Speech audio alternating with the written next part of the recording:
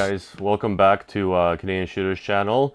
I know I haven't been very active recently and I've just had a lot on my plate. I've been focusing on on a few other projects of mine. I've been doing some audio, but I'm back into guns. I actually got a chance to go shooting today, and I'm going to be taking a look at the Taurus PT111 G2 Millennium.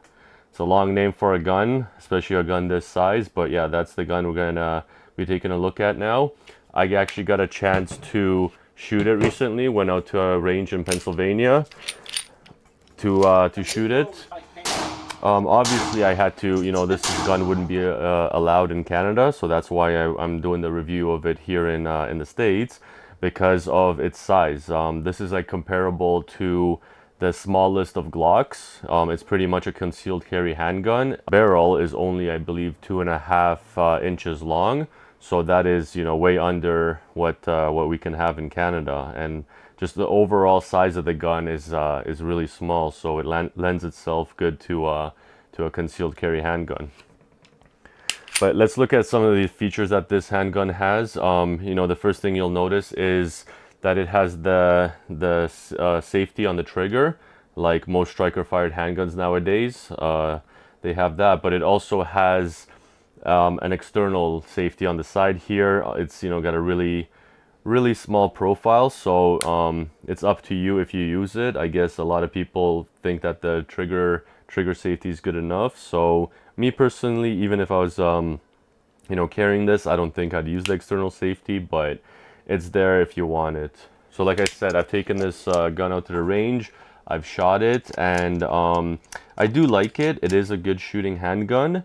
I found that most of the time it shot where I wanted it to shoot. Obviously, the only thing that prevented me from shooting this gun well, I would say, is the fact that the trigger breaks so far to the back, and it is such a small grip, and the trigger pull breaks so far in the back that it wasn't that easy to shoot it.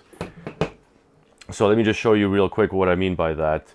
So let's make sure that the gun is clear, and now you can see how far back it basically the trigger breaks right at the back of the trigger guard here.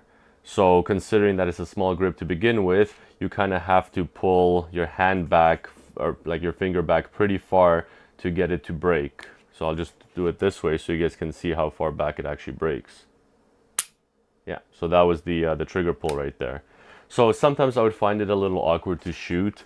I actually noticed that I don't pull the trigger with the tip of my finger. I actually wrap my finger around, and when I did that, a lot of times when I actually pulled the trigger, my finger would hit the eject button right here, the mag eject button.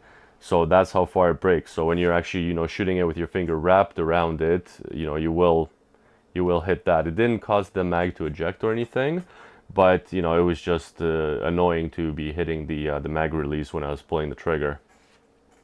But overall, I really like this gun.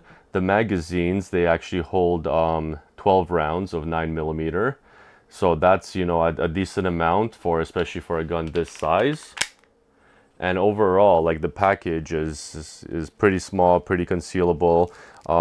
Obviously we can't in Canada carry concealed, but I think this gun would lend itself very well to inside the waistband holster. It also has a loaded chamber indicator at the top, and it has adjustable rear sights. The front sight is stationary, like you can't do anything with it, but you can adjust the rear sights. And your sight picture is a regular 3-dot sight picture. Now this gun is very similar to a Glock, even in its takedown. So I'm going to show you real quick how to take it apart. But it has the 2 tabs on either side, just like a Glock, and it comes apart exactly like a Glock. So you would release the tension off the slide a bit, pull down on the 2 tabs, and then just push forward. So it's very similar to the Glock in design. It even, it has the dual spring here, and you could actually see that it's a little dirty because we haven't cleaned it Haven't cleaned it since we went shooting with it. And here's the size of the barrel. So yeah, I believe that's like a 2, maybe 3-inch barrel, 2.5, 3-inch barrel. It's a very small barrel, which, you know, that's why it's such a small concealable package, because of the barrel size and overall slide length and overall design of the gun. Yeah, so putting it back on, you would just, yeah, throw the slide back on, and that's it, and it's good to go again. Now, the only issue that this gun has had is when we were shooting it, it did have a feed issue once or twice. It wasn't bad. I just noticed that when I released the slide, you know, not pulling it back and letting it go, but just using the slide release on the side here to let the slide go, it would actually sometimes like not feed the round fully. I would just have to tap the back of the slide and get that round in there with the slide. But overall, you know, if I could have guns this size in Canada, this might be a gun I would pick up, especially because of the price point. You know, it's a 12-round 9mm handgun for roughly around $300 American. You know, you could pick it up used for $250, roughly around $250, $260. You might even find it you know, cheaper than that used. But for that price point, you know, this gun is nice. It's good to shoot, but I think you might have to get used to the trigger breaking so far back, because, you know, after, you know, putting like, I think 100 rounds through it, I started getting used to the trigger pull. Like overall, me and a buddy of mine, we put like, I think 150 rounds through it at the range that day. But it did take me a couple rounds to actually start getting used to the trigger pull. The grip of it, actually, this grip, I must admit, it's actually, the texturing on it is very rough, and it allows you to get a good grip on it.